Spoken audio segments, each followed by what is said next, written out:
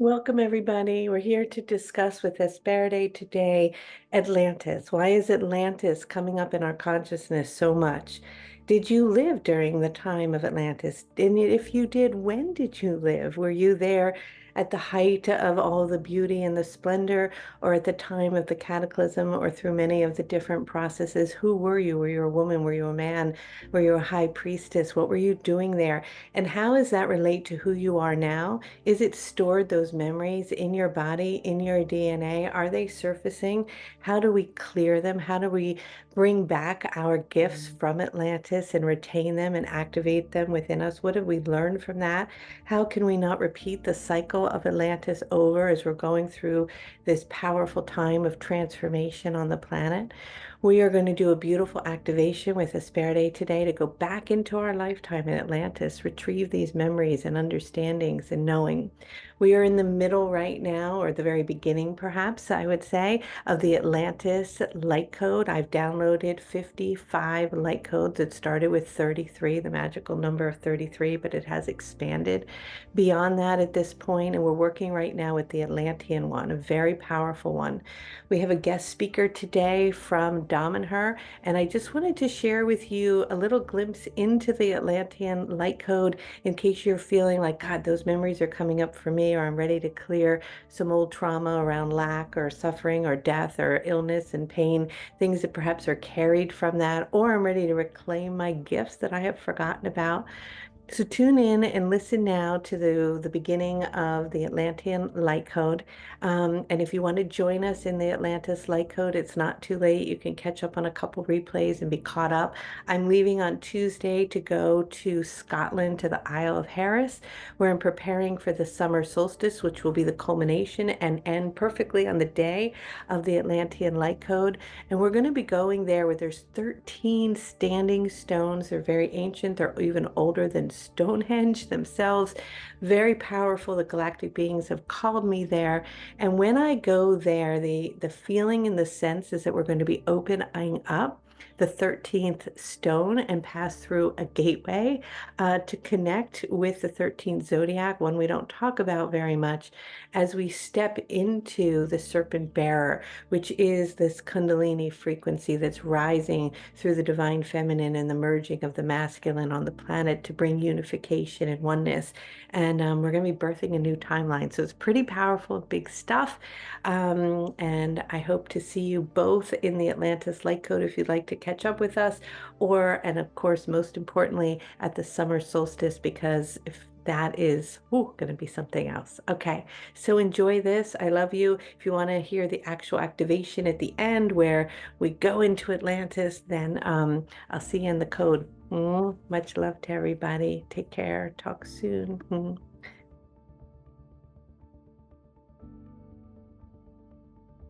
All right, good morning, everybody, and welcome to the Atlantis Light Code. I'm so happy we're all here together. I am very delighted to introduce you to Esperide, who also kind of goes by Pineapple and Amethyst. When I first met her, she just sort of lights up the room. She's just filled with information, wisdom, and knowledge, and she's really wonderful. She's a distinguished psychologist, a psychic, and a spiritual mentor, embodying a unique blend of profound wisdom and creativity. She's been at Damanhur for over 30 years now in the spiritual community. She was deeply connected to Falco, the founder of Damanhur, so she's been there from the beginning for quite some time now, working and studying along Falco as an alchemist, a healer, a spiritual master. She specializes in inner alchemy and the processing and researching of past lives and parallel lives.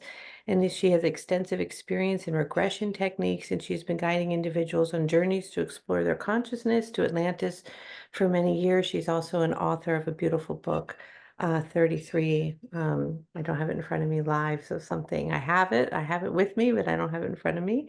And so we are thrilled to have her with us this morning. And so, Esperide, please, hi, good morning. Good morning. Hello, hello, and good afternoon for those who are on my time zone. It's a pleasure and really an honor to be here with you. And thank you for this wonderful introduction. And I like to underline that, the alchemist, spiritual master, and all of that refer to Falco, not to me. I've had the great pleasure of working alongside him, because when I joined the community, I was very involved in safeguarding the temple complex that they had built before I joined. And so that, of course, was a project that was very dear to Falco's heart. And so that's how I started working with him.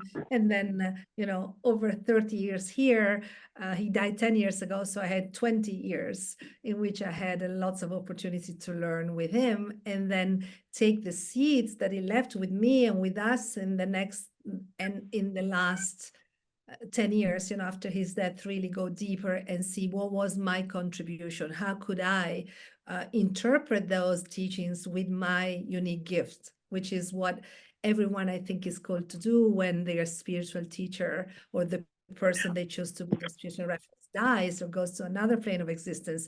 Then you need to say, okay, what's of him, of her, of this consciousness in me, and how can I make this seed sprout?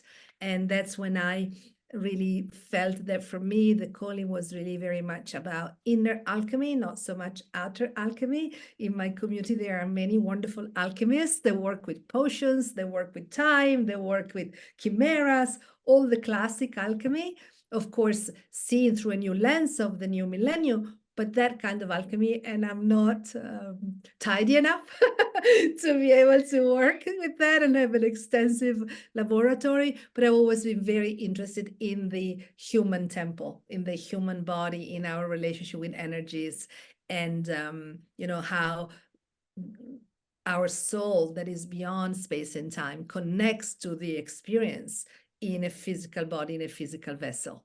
And then doing that, I started to realize that time is really a key to this understanding.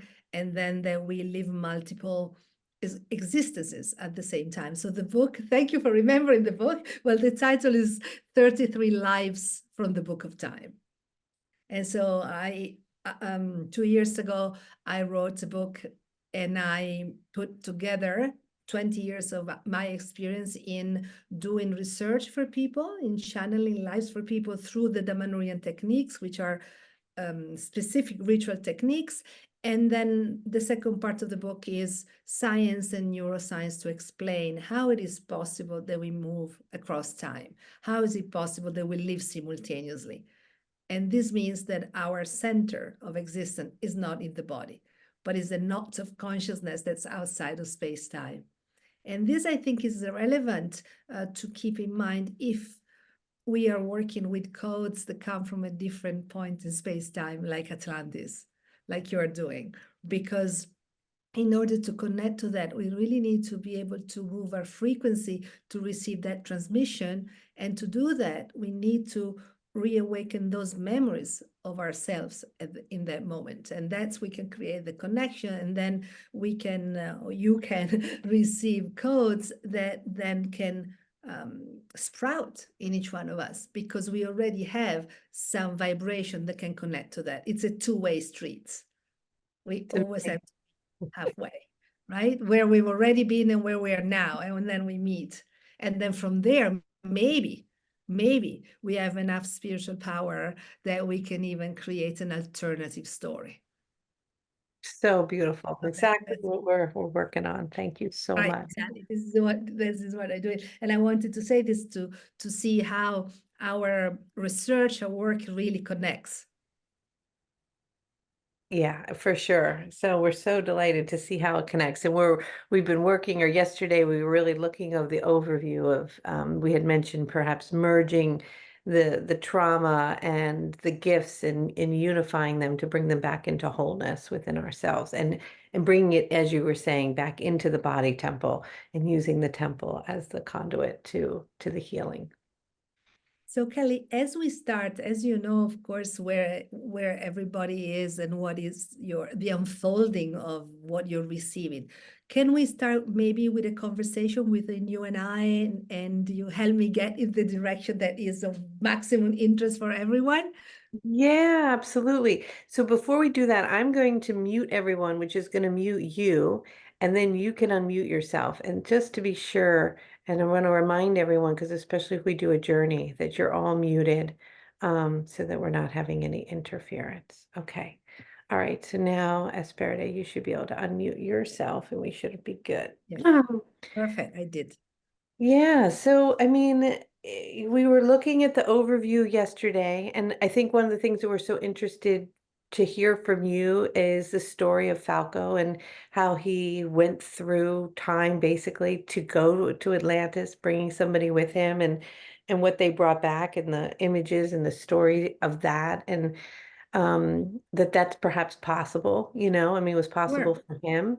And we really have been connecting mostly with this infinity frequency of merging the polarities and bringing them into the center and taking the fragmented pieces and parts of self back into wholeness within ourself as you using the metaphor of all of the different systems, but bringing it back into the body temple. And yesterday we did a short PowerPoint and presentation. Included in that was Damanhur and even the Hall of Mirrors and all the fragmented pieces then coming into the center and the alchemy of the serpents and the love. And we were actually naming it or calling it Making Love in Atlantis by bringing that love vibration back in and unifying the polarities to birth a new timeline. And it just feels as though recently, even more so, that we're multiplying and birthing so many timelines and opening up and giving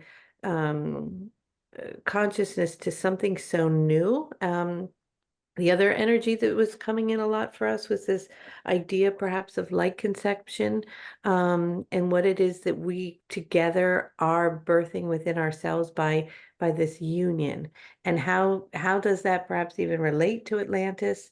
Just going back, what Raphael had shared with us in a transmission, and it may not be congruent with your thinking, was that in many ways the new Atlantis is here, and a grid system of holding that frequency at its highest timeline exists, and us beginning to connect and to merge with that timeline so that we can assimilate and bring back the gifts that they held, that are living and dwelling within our own body temple, within our own DNA, reactivating them and simultaneously healing the trauma, the guilt, the sorrow, the pain of the cataclysm so that we don't have to necessarily repeat that cycle as we're in this time of change and the cycles are shifting and over and over and over again.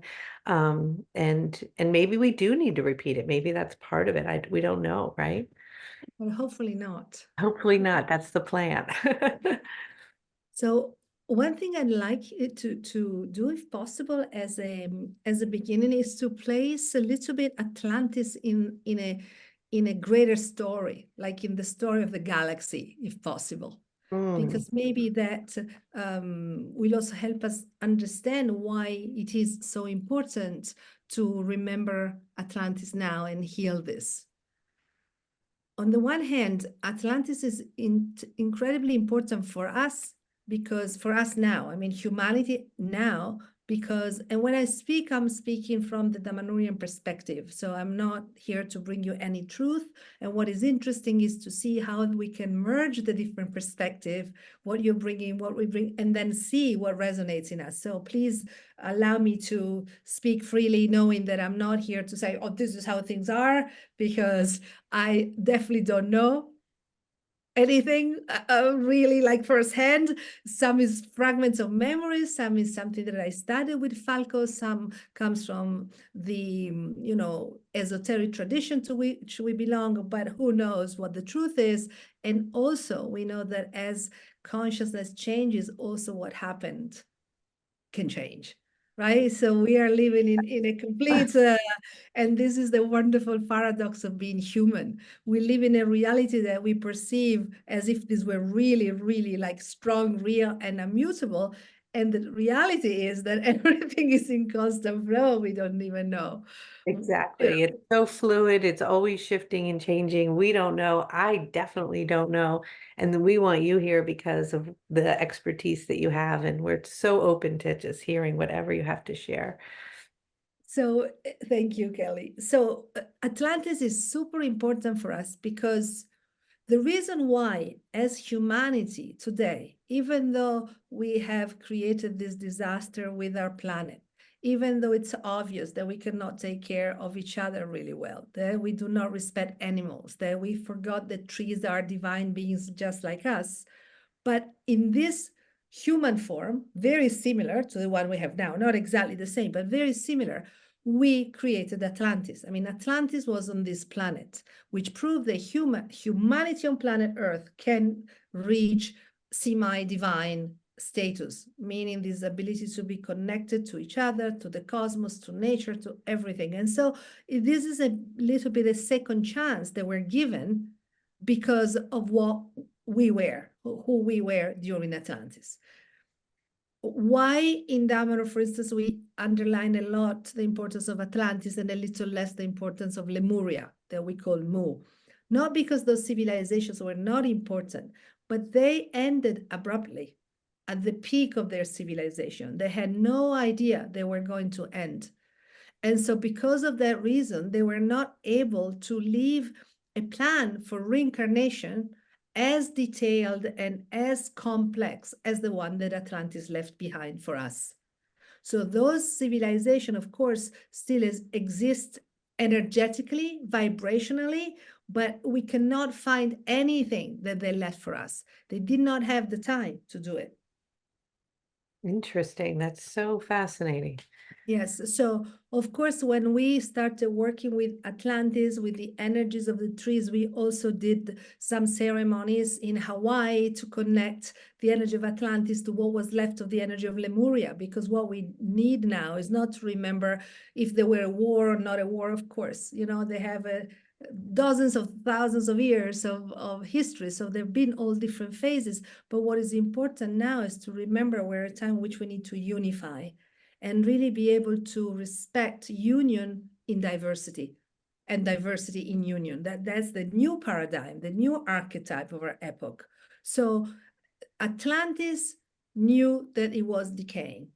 Atlantis knew, or at least some people in Atlantis felt that the end of this civilization was coming. And so they had the possibility of creating a plan to bring back the ancient splendor, to heal the trauma, and most of all, to bring those Atlanteans that were aware of the ending and were making the choice to continue playing this game, to bring back the greatness back to today. So this was a plan that was, Atlantis was destroyed more or less, again, the time will change, but over 10,000 years ago. Over 10,000 years ago, the main continent, about 12,000 years ago, and then they created colonies. So this is a plan that spans over an amount of time which is very difficult to imagine for us. But they put in place a plan to hold all the Atlanteans back, and it's us. It's us now today. If we're having this conversation, it's because it's us. Exactly. So we are bringing it back. Here we are now doing the work. Exactly, because we knew that we needed to come back also in this physical body, in this body temple today, to make sure that we could, with these beautiful hands and brains and bodies, make the choices and the changes that are necessary. And why is this relevant? Because we could say, well, we could all end. Well, yeah, it could all end, but then we will lose all the beauty, the arts, the knowledge, the wisdom, everything that has been developed on this planet. And yeah, we would probably be, everything could be swiped away again. It would be probably the 6th time on planet Earth, from what geologists tell us, and also many spiritual mystical traditions say. This would be the 6th time. Maybe this time we do things a little differently. We don't go that way. Use another timeline. That's the idea. So how do we do it? Exactly. So having the awareness in us, that very likely all of us, at a certain point, we were in Atlantis. At the time in which we made that choice is relevant to give us more meaning, to give more meaning to what we're doing, to the choices we make today, and also to help retrieve parts of ourselves that are hanging or floating in time, just waiting for us to grab them. So when you're saying codes, What I'm hearing is also really parts of our soul that want to come back so that we can be more complete. Exactly, exactly. Atlantis was originally founded by people that came from the stars, like basically every other civilization on this planet. And then over the millennia, of course, there were also moments in which there were genetic mixing with local species. And so we have this diversity, but originally these were people from the stars. And what happened was that the natural stellar doors after the seeding of Atlantis closed for thousands of years. So Atlantis on our planet was completely isolated from the rest of the galaxy. A little bit like the situation we have today, right? We are not normally communicating with other beings of the galaxy. So during those thousands of years of seclusion, of isolation, Atlantis developed such a splendid civilization that when the natural doors reopened, they actually became the capital of the whole human empire, of the whole galaxy. Wow. And Incredible. exactly. And this is So, one of the reasons why Atlantis was destroyed. so you're Because in the saying that moment in which Atlantis was starting to develop so much and the doors reopened, of course, there were powers in the more advanced central planets that were not so happy to see a sort of peripheral planet like planet Earth take so much importance. And so Atlantis started to develop some technologies that had been forbidden by the central planets, not because they were bad, but because they would have made us even more powerful. And so there was always an attempt to limit or destroy Atlantis. And so when Atlantis started to enter decadence, basically the external attack that had been, brewing for a long time found the fertile terrain to be unleashed. So it wasn't just us losing consciousness. It was also the fact that we lost consciousness destroyed one of the most important defense systems of Atlantis, which was exactly a mirror of consciousness. That's what was keeping Atlantis together. So when we lost that coherence, it was possible to attack. Interesting. So you're saying that as the consciousness moved into decadence and we began to lose sight of the bigger picture, we became vulnerable and weak to outside attack, and the doorways were open, and that's where the attack came in. So it wasn't directly, it was directly related to the ego and the decadence and all of that, but it was that vulnerability from that that allowed the attack to occur versus that in itself created the downfall. Exactly. And this, I think it's important and relevant for us to understand because this is exactly the situation that we're living today. Mm. Is That when we're we forget that we have the responsibility and the powers, the spiritual powers, but the two things together, the spiritual powers and the responsibility, then we let society decide for us. Then we can be led in whatever direction, we can be controlled, and then we accept things that otherwise we could never accept. Fascinating. So it's the weakness within our own consciousness that invites it's just sort of like an illness, right? The immune system is down and it's easily then attacked.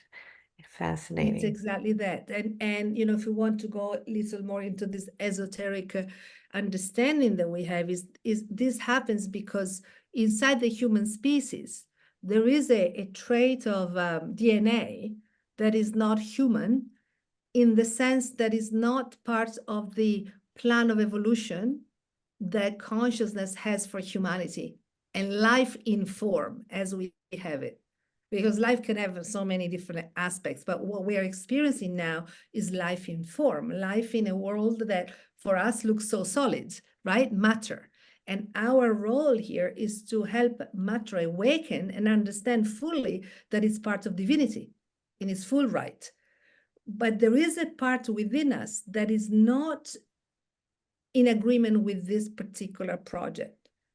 So the great plan of evolution finds inside each one of us a little part of this anti-life principle. So when we give in to that anti-life principle, which is inside of us, that's when then all the other, less conscious parts of ourselves can come to the surface, and then and then we become vulnerable to external attacks, whatever they are. A societal upheaval, or community craziness, hatred for another human people that have no reason to be. Why would we hate other humans for the colors of their skin? That doesn't make any sense, but it makes sense if you think, oh, I have something within me that is not aligned with the program of more love, more union, more seeing the beauty of diversity. There's something that goes against. But that thing that goes against that is not human, is that DNA trait that we call the anti-life principle. We all have it inside of us.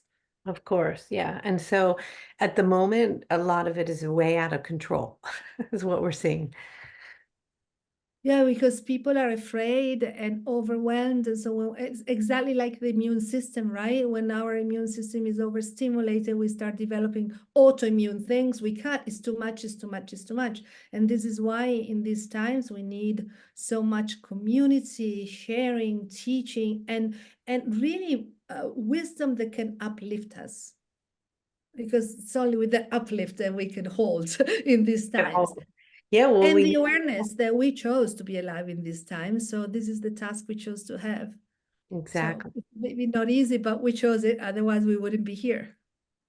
That's for sure. We're all here. So as we choose to remember to go back to Atlantis, to remember the moments of the heightened aspects, how do we carry that through to help awaken our consciousness so that we can hold that frequency of love and that, as you call it, Right. anti-self begins to lessen and we move more into coherence? So how do we do that? You mean what was Yeah, exactly? so I mean, what what would be the ways that we can utilize the memories of Atlantis to support us collectively, not to repeat the cycles, to hold a higher frequency, to birth this new beautiful timeline? Like, how can those memories and what we left behind if we were in Atlantis, how can what can we find that can guide us today and help us today? Yeah, this is a great question. And I have some other questions at the side. Kelly, maybe I'll answer those because I think they're a Sure. little, Yeah. a little strong, this what I said. So I have the question, where does this anti-life DNA come from? Why do we have anti-life DNA? Who put it there? Very good questions. So this could be a whole class because there are many ways in which we could answer this and many attempts. I can tell you that according from our perspective, many millennia ago, even before even before Atlantis or towards the end of Atlantis, we as a human species again were defeated in a battle by other extraterrestrial beings. They are not part of our plan of evolution. And as a consequence of that defeat, this DNA was put in us as a sort of guarantee to them that we could never fully become gods again, or fully divine, or as powerful as we were. And I have to use metaphors here because we have it inside of us. That's the best way where you can hide something is inside of you. Right? So we are always confused and we are always looking for enemies outside of us. In general, most culture always tell you, oh, if you have problems because of that, and it's always outside. But nobody, or very few, you have to be in a spiritual philosophy, then they will tell you, wait a minute, that is not true. Just look inside, because that's inside where you have the divinity, and that's inside of you that you have to work with your limitations.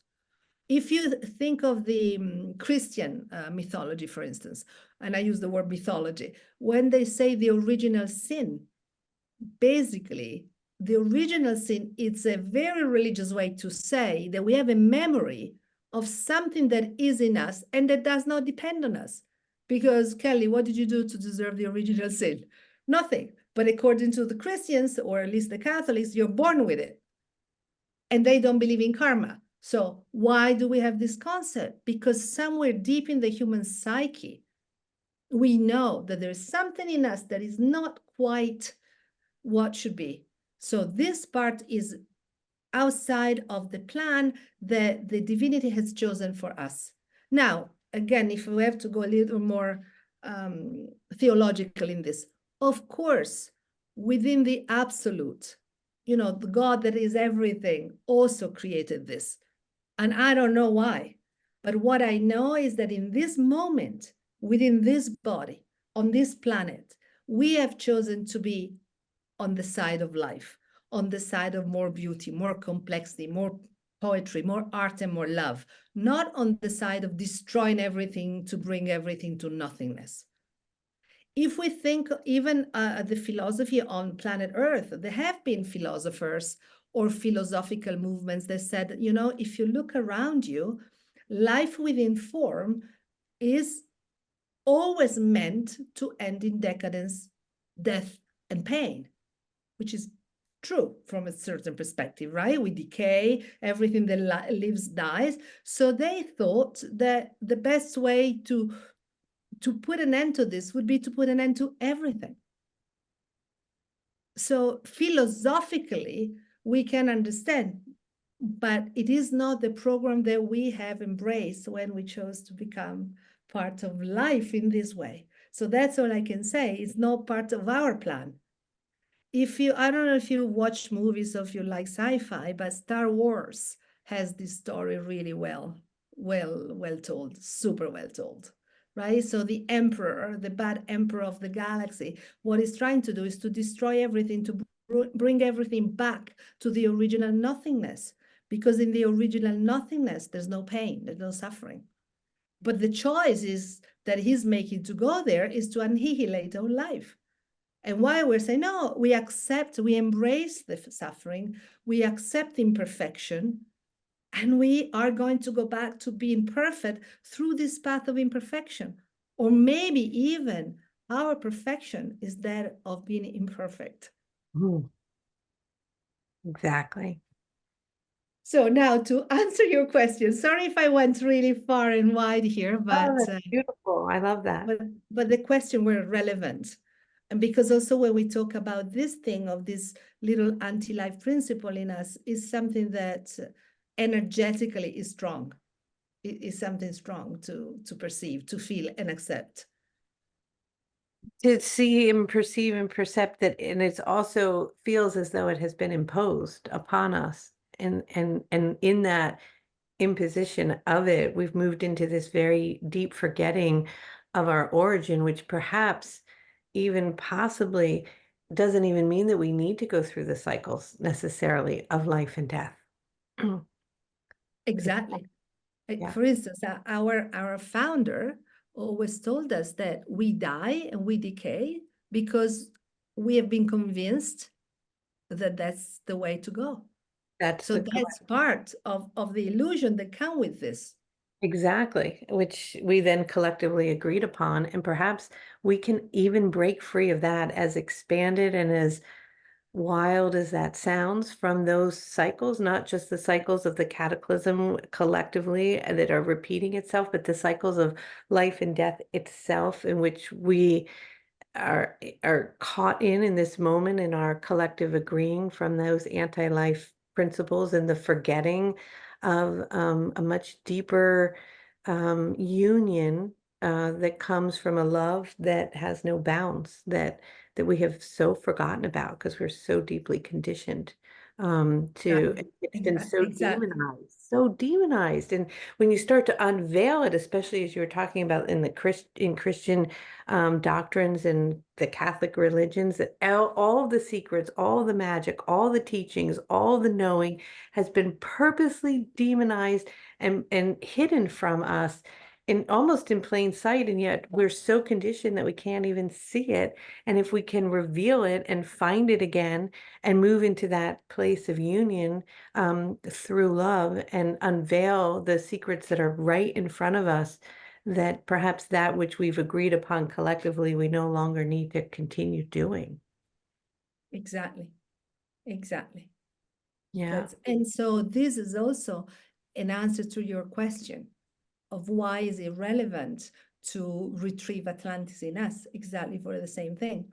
Because when we bring it to consciousness, it's a part of us that comes back and we are more complete. And the whole process of remembering and deconditioning to what we're believing now becomes stronger, because, you know, if it's real knowledge, always brings power with it. If it's just information, no. But knowledge means that it has an energy that is able to help you integrate better. Exactly. That, which is so beautiful. So during that time, before they were indoctrinated by so much, or that we were collectively as we've moved into this now, they are still holding that frequency. They're carrying it. And by traveling and attuning to ourselves at that time, we ignite within our being and ourselves and our DNA and our remembering that which is our true nature to carry it through into the current timeline, perhaps. Yeah, and I want to, Tamara, she wrote, this anti-life implant framing seems to be leading back to a victim kind of mentality. Okay, I would like to say on this that is, in my perspective, exactly the opposite. So it's not exactly an implant. It's, we are made of DNA. We are a species that has been engineered. And so it's not that there's an implant on something completely natural. This you find everywhere. You even find it in the Bible, the description how we've been genetically engineered and created by more advanced species. So the star people that came had different knowledge, and then, you know, our species has been changed several times. But it's not a victim mentality. It's actually the opposite. And so maybe I'll explain why that was put there, because I didn't explain exactly, but this is a good occasion. At the time in which we were, as humanity, as humans, not just humans in this body, but humans in the galaxy, when we lost this epic battle in the stars, we were, in a sense, so pure that we allowed this to happen, because that was the way in which, in those millennia, over a long, long time, all the human species of the galaxy were merging their DNA. This was absolutely normal. Then we would meet another human species and there would be this interchange, because this was the understanding that we would create this divinity also in form within the body much faster by uniting our diversity. So when we lost that battle, we did not recognize at that time that this was going to be a completely anti-program, because we were so used of thinking that it was somehow everything was positive. So in a way, it was a little bit of we were too naive, if you will. Yeah. So I wouldn't say this brings you to a victim mentality. It brings you to say, okay, well, this is what it is. And if you look inside all of us, I'm sure that everyone can find parts in us that oppose to our own happiness and evolution, because this is what it does. These are those parts of you that do not allow you to be fully happy. Does that make you a victim? No. But does it make you someone that has to be aware of what it is that you have, that you can, you know, file so you become more luminous and shiny? I think this is part of every human being, including the avatars, when they accept to incarnate and they have their own things to look at. And Part of the design plan for okay, us I'm to glad that evolve. helps with the framing. Yeah, no, Yeah. no victim, no victim. It's not a, Yeah, and well, in, without it, we wouldn't be evolving. I mean, we have it's part of the play of what we're playing, and without it, then what? Then we're just back in the oneness, which was yeah. beautiful, but we decided to separate so we could enjoy this. And if there isn't anything to evolve and to shift and to create and to morph into, then we're just back where we were, which clearly we were bored with. Or yeah, or maybe there was you know, the absolute had other plans, because the absolute, in a way, allowed that to happen, right? Who are we to judge the absolute? Again, I'm not talking about, you know, the cosmic play that I don't know. All I'm saying is, in the program that we as a human species today towards more diversity in unity and complexity, this part does not go in that direction. That's all I wanted to say. Now, you want to go back to Atlantis, I Yeah, suppose. do that. So, was this falling consciousness caused by the fallen angels referenced in scripture? Okay, this would require a few hours to reply because it's a kind of a complex thing, but we can also see the idea of the fallen angels in scripture as we are the fallen angels. So we went from a state in which we were perfect or a little more divine than we're now, more conscious of our divinity. And because of this was the fall. But when you have a fall, then you can also rise up. Exactly. Beautiful. So for Atlantis, okay. In 1989, so way before this thing of Atlantis became very fashionable, or people started talking about this. There was talk of Atlantis in the 60s. There was talk about Atlantis in the 30s with Madame Blavatsky. There was talking about Atlantis with theosophy. But then always something happens in cultures and society where people forget again. In the 70s, there was this big, everybody was talking about Atlantis, the age of Aquarius and Atlantis, but then things were kind of disappearing again. And so as Falco started to more and more retrieve his own memories of why he was here, he started also to be contacted by different levels of intelligences and forces. And at a certain point, he started having dreams that were asking him to go to a specific place at a specific time to go to Atlantis. Because the people of Atlantis, the people that called him there, were awakenings. So Falco went to Atlantis not at the time of the maximum splendor. He went at the time in which they were already starting to decay. And he was called because they wanted him to help as many people as possible remember. Because if we don't have something into our consciousness, then it means we can never retrieve it. And now we understand why it's so important. At that time, it was mostly, okay, let's remember Atlantis, but it wasn't so clear why. Now it's very clear why. Because we need to insert our past into our present so we have a direction for the future. And then maybe change all of that. But we can't change only one piece. We need to have the whole spectrum of the human experience here. And so that's why he was invited to go to Atlantis. And he went to with a painter who somebody asked. The painter died a few years before Falco. So Falco died 11 years ago. The painter died almost 14 years ago. And he spent most of his life in the US. He lived in LA. Can you tell us briefly just the story? So he had a dream and then he was called to go to a specific location and tell us how that unfolded. Okay, maybe I can share some of the images with you. Yeah, please do. Should be able to share your screen. Okay. You should be seeing my screen, right? Yes, perfect. So this is important for us. Why are we studying? We're not even just studying. We are retrieving the past. We're bringing back parts of our soul. Why? Because we want our future to be different from the present. I think we all agree on this, right? We all want this. This is why we do this. It's not just because we want information or we want, to just for fun, for intellectual stimulation. We want to be able to have even more wisdom, knowledge, and power so we can change the future for us and for all those we love and for humanity and all the beautiful plants and animals and mineral beings on planet Earth. So Atlantis is important for this. We know of Atlantis before Falco, and he's more famous at the moment.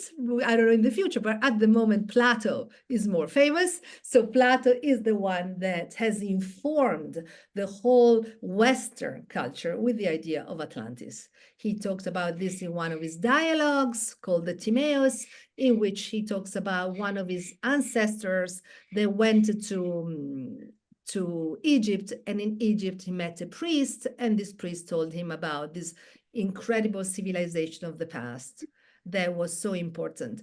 Why Plato? Because after the fall of Atlantis, the main colonies were in Egypt, first of all, and then later in Greece.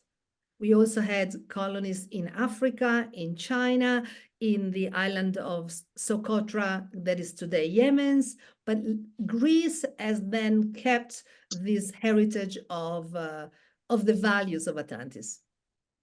And so here we go to Falco. I took a photo from from a comic book that with a friend I wrote many years ago, explaining and showing a little bit what happened. It's in Italian, but it doesn't matter. It's just fun. So this here you see, this is Falco, and this was the painter. So they were called to go to this particular rock, and then they knew what to do. The Falco had been given in dreams some specific formulas, and they went through the rock. They, of course, went through a tunnel, space-time tunnel, and then they arrived in Atlantis. And that's where they landed. So they arrived in the capital of Atlantis, one of the main regions of Atlantis, and this capital was called Atlan. And so what you're seeing behind the comic book is one of the paintings that the painter painted after coming back.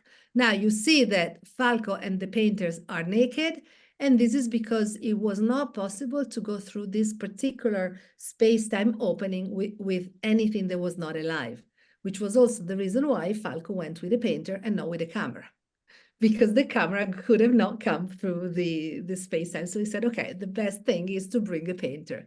And he brought with him an amazing painter who was able to capture every single small detail of what he saw. Falco also helped him with hypnosis so that he would remember everything. So he was constantly bringing him back to where he was so they could paint more and more and more.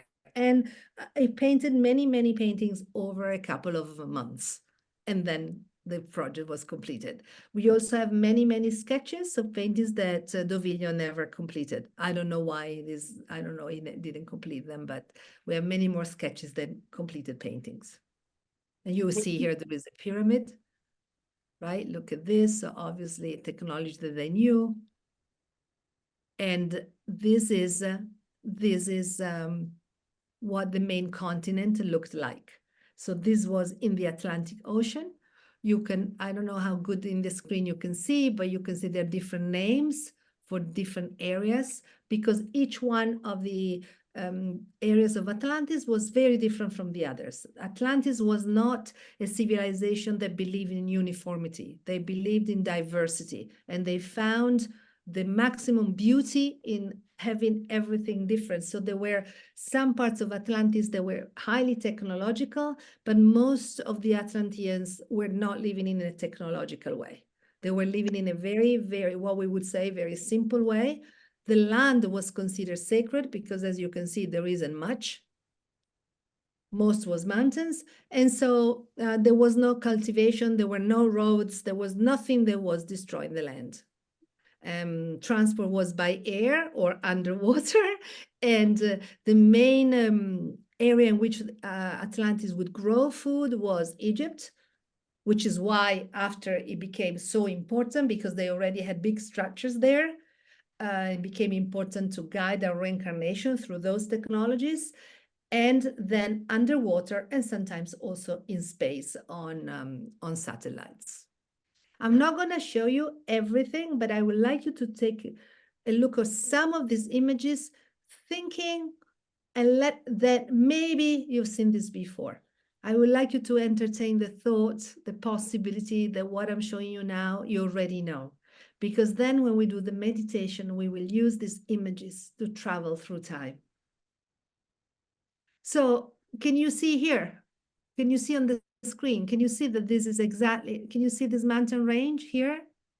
Look, it's here. It's a photo that I took from Google Earth. So if you go on your Google Earth, you will see Atlantis is now here.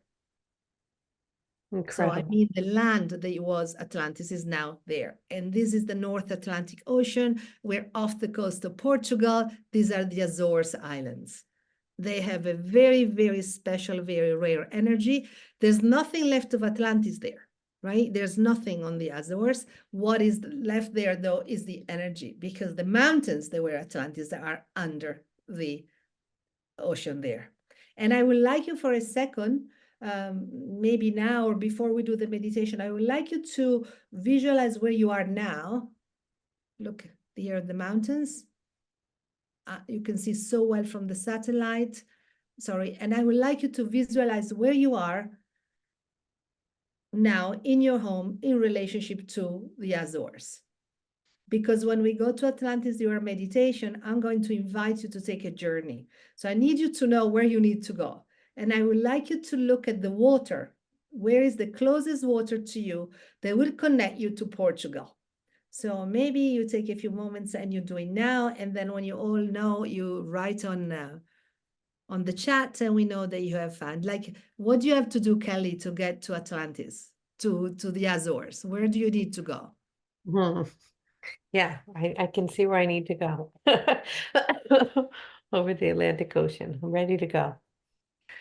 No, I'd like you to go by water. So I would like all of you to really visualize a little bit. If you were to go by water, where would be the closest water where you can dive and then perceive the movement to Atlantis? So have you all seen it?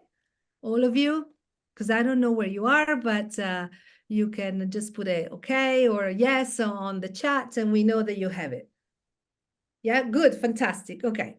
So later, that's what we're going to do. Yes, yes, yes. Wonderful. Perfect. Through the ports of Atlantis City, New Jersey. Got it. Yes, yes. Fantastic. So you know your route because otherwise we're not going to get there. You're coming from India, right? That's going to be an interesting journey. What do you need to do? I can just go, I mean, I'll have to go around the Cape of Africa and come back Right. into the North Atlantic. So this is very beautiful also because we are going to, as we go and do this from different parts of the planet, we're going to bring this trail of consciousness connecting to where we are there from different directions. And I think this is really super beautiful. We go back down to the Gulf of Mexico through the Canal of Florida, then cross the Atlantic to the Azores. Wow, you have it down. Perfect. Lisbon, you're in Lisbon, Beata. If you're in Lisbon, you're very close. Well, fantastic. Very good. Okay. So you all know where to go. Athens. Oh, wow. From Athens. From Athens, then as you come from Athens, go down to Santorini, bring that energy, and then come to the Azores. Or Crete, Santorini and Crete, and bring the Minoans with you as they were one of the most important colonies of Atlantis. So, okay, let's see. Let's continue to show you a little more. So this, once again, you see the map here of Atlantis. And in this case, the map is the map of how it was divided politically. So each one of these different regions is a different region of Atlantis. So they would have a different way of being organized. They would have a different government. They would have a different way of living. And then all the different representatives were always creating a council. For a long, long time, Atlantis had a council of 12. Some other times there were different councils, but the council of 12 was, for a long, long time. So different representatives were united in a council of 12 people. What you see down here is the map of some of the cities of Atlantis. They were down here, here. All the cities were always based on sacred geometry because for the Atlanteans, there was nothing more sacred than when humans got together. And that could not be left to, to hazard or accident. It needed to be planned because how you create geometries, how you create and build with architecture, that creates space and informs your thoughts, your feelings, your health, everything. So each one of the cities was planned on a specific geometry, sacred geometry everywhere. This was called Selene, and this was a matriarchal region of Atlantis. And this down to the right, here, down here, this is Atlan, so the city where Falco arrived. And it is a city that was going higher as you went towards the center.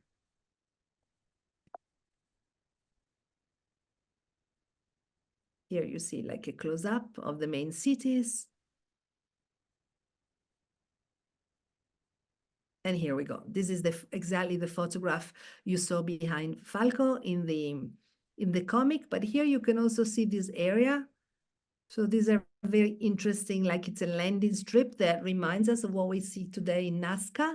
So obviously this was for some kind of communication with other ET beings.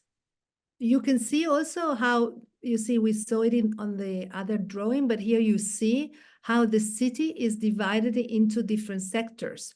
So in each one of the sectors would live people that had a common mission. So this goes back to what Kelly asked me. Why is it relevant? What it is that we can reawaken in us when we retrieve our memories of Atlantis? Well, in Atlantis, everyone was always very aware of their role and their mission within their people. So they were all always very focused on how do we collectively keep growing to become fully aware of our divinity again? How can we expand more and more what it means to be a human being? And everyone knew what their role was. So from our perspective, this is very strange because we have an idea of freedom, which basically means that we can choose whatever we want, whatever we feel like doing, because we can. And the Atlanteans had a very different concept of freedom. For them, freedom was to know what your place was and to fulfill your mission at the best of your capacity. And at the time of the splendor of Atlantis, this concept, this feeling was so profoundly ingrained in them that they actually were able to program their reincarnation.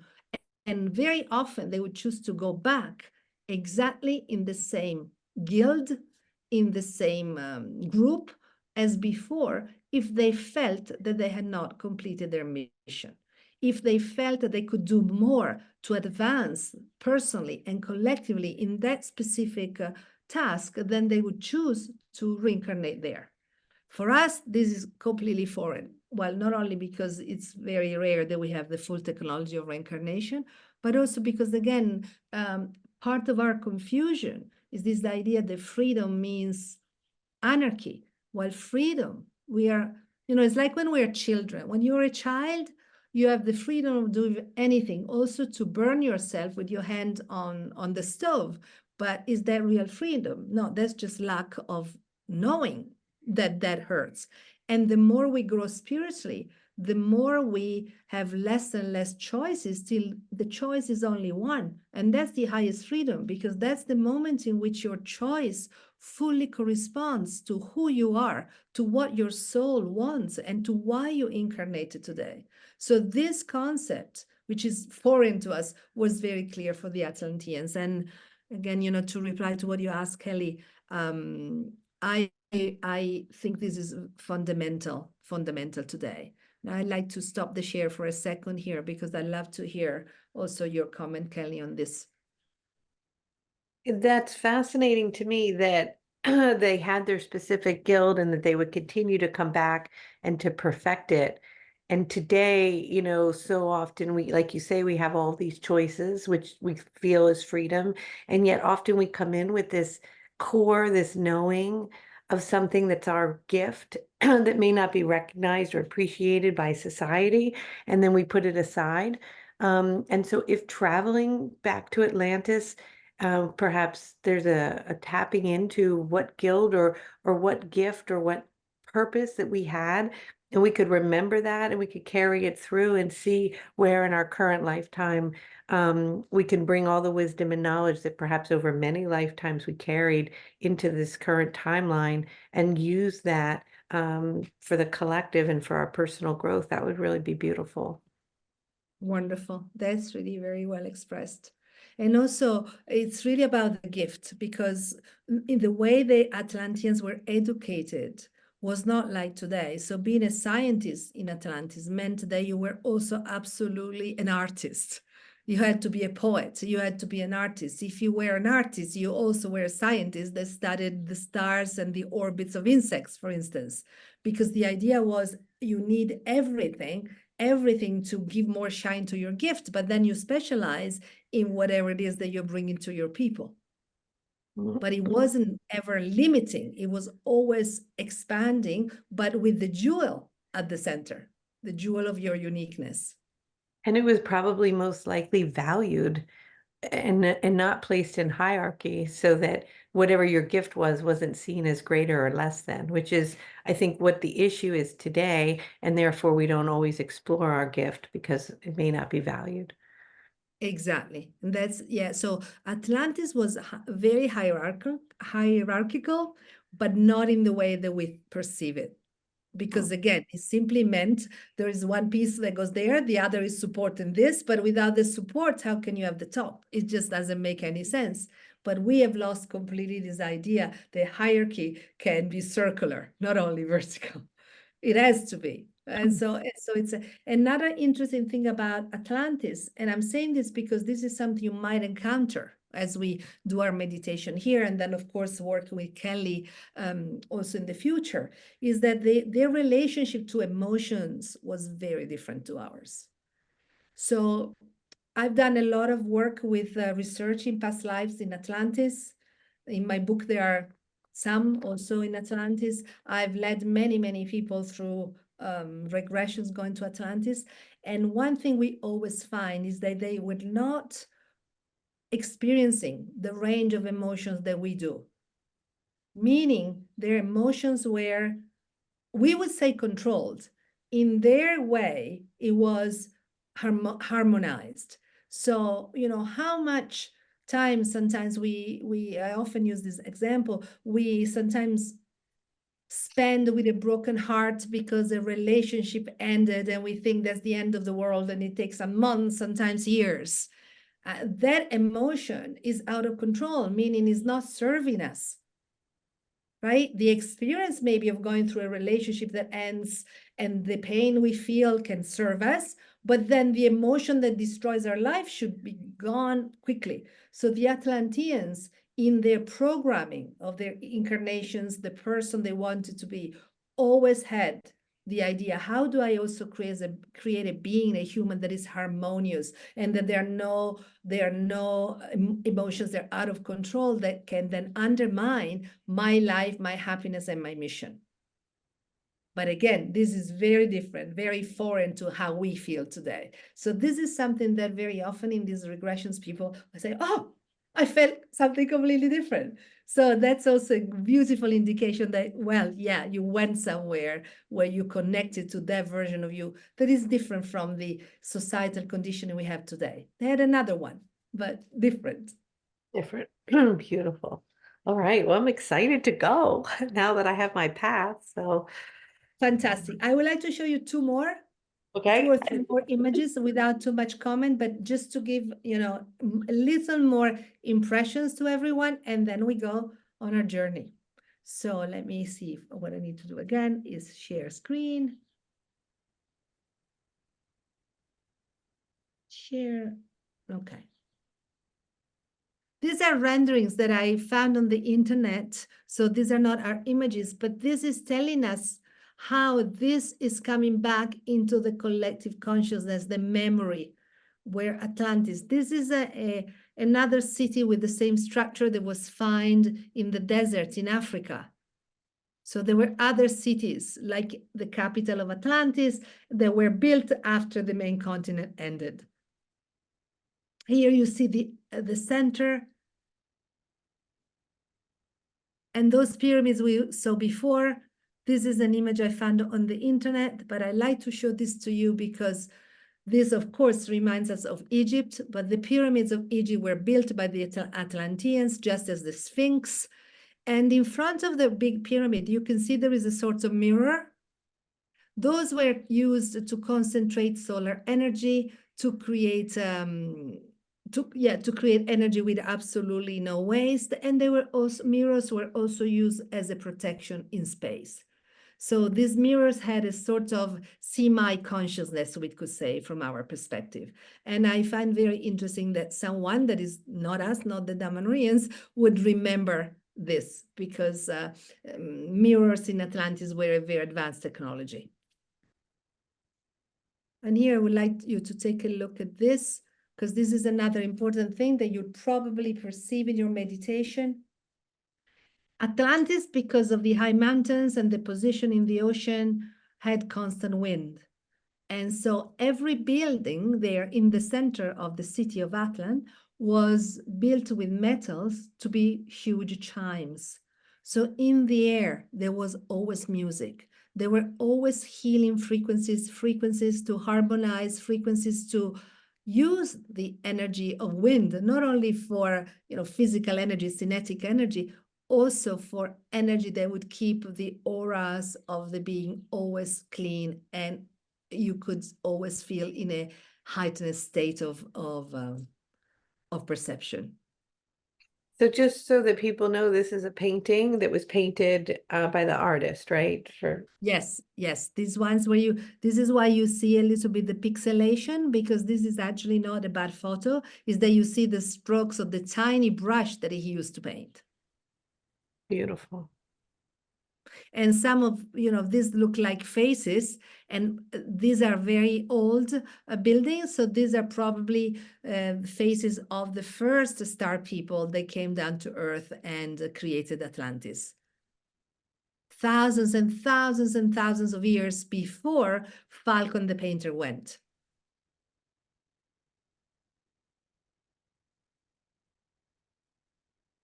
I would like to show you this.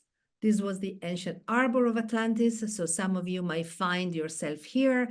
This was a landing place where the spaceships arrived, visitors from other places would arrive, or you could get there also by ship. Incredible. Details of the Colossus. And this is a 3D reconstruction of the Colossus that was once a Rhodes. Again, as I said, the Greek islands in the Aegean seas and Crete were some of the main colonies of Atlantis. So it's not a wonder that they built something that reminded them of Atlantis. This was one of the 7th wonders of the world. And this is a 3D rendition. This doesn't exist at the moment. This is another rendition. I don't know if do you see the full image? Yeah, we do. It's beautiful. So this is not Again, but a rip. Go ahead. No, this is something that I found on the internet, because I always like to do a research to see how much is coming back into consciousness, right? If we find these things, it's because these are also signs that more and more people are thinking about this. More and more people are remembering this. Amazing. And then, of course, this is your own Statue of Liberty. Comes from the same direction, same memory. And this is the last slide I'd like to show you, but this again gives you a little bit of the colors of the vibrancy of Atlantis. This is the Temple of Poseidon.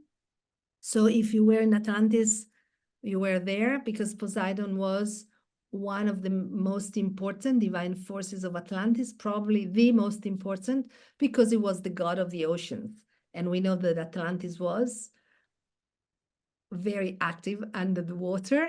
That's where, the dolphins also were in complete symbiosis with humans. They had their temples, the dolphins there. They were guardians. They opened portals and passages.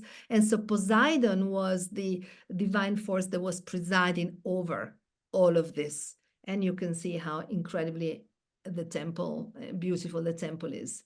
Again, you see there is a statue with a sort of round flute for the same reason. So that was producing sound to harmonize the vibration of the pilgrims going inside the temple. So then nobody would go with, again, emotions out of harmony. Everything was harmonized before you entered the sacred temples. There was not only a place of worship, but it was a temple in the most real meaning of a temple. So it was also a laboratory.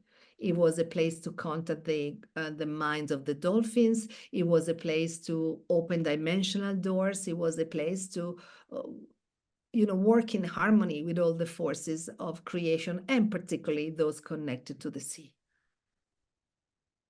It's absolutely beautiful. It reminds me of Poseidon, who's in the temple of the Hall of People on the floor, and how we were connecting with that right before we left Damanhur. We were showing that yesterday. Great, because we put it there exactly to create this opening with Atlantis and the waters of Atlantis and the memories of Atlantis. So that portal with, that center, that mosaic with Poseidon is a portal to Atlantis. Thank you for confirming that, because that's what we were, That's what perfect. you were feeling. Absolutely, Yeah, that's what absolutely. we shared in our presentation yesterday, so that's perfect. Wonderful. And here you see the entrance. And so I show you this because you see how tiny humans are. So they had technology for building that we do not know. We know that we're most likely built based on sound, which are the same technologies that they used to build the pyramids in Egypt. So compared to what they had in the capital of Atlantis, the pyramids of Egypt were tiny little things. They were used to produce energy, to produce electricity. They were obviously not tombs. I mean, they never found a body in the pyramids, but they like to tell us that story still today. Beautiful. And we have the dolphins here at the bottom left, correct? Exactly, the dolphins, yes. Beautiful. All right. Wonderful. Do you feel you have enough to start a little exploration?